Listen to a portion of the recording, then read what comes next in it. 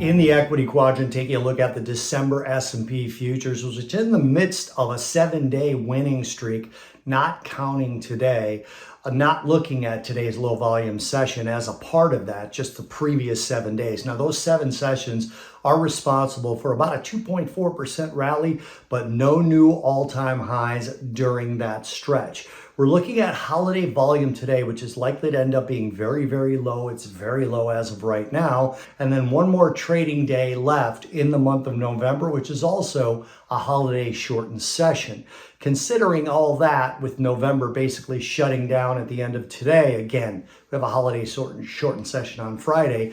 We are finishing the month up over 5% so far. And in the S&P, the last time we were up over 5% in 1 month was December of 2023. So a very strong month for the S&P 500.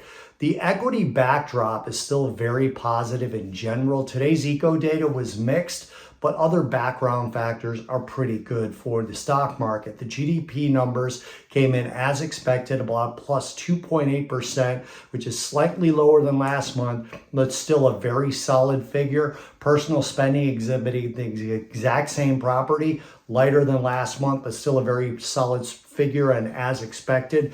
And PCE prices were also stable. Pending home sales were positive at plus 2%. The expectations were for a minus 2.1% number. Add this stable data to the overall backdrop of potential reshoring of supply chains next year, Fed rate cuts, which actually increased in probability today from 2 days ago, and accelerated profits for corporations, and things look pretty positive going forward for stocks. Earnings update. Since nearly 94% of S&P 500 companies reporting, 73.9% beat EPS and 61.4% beat revenue estimates.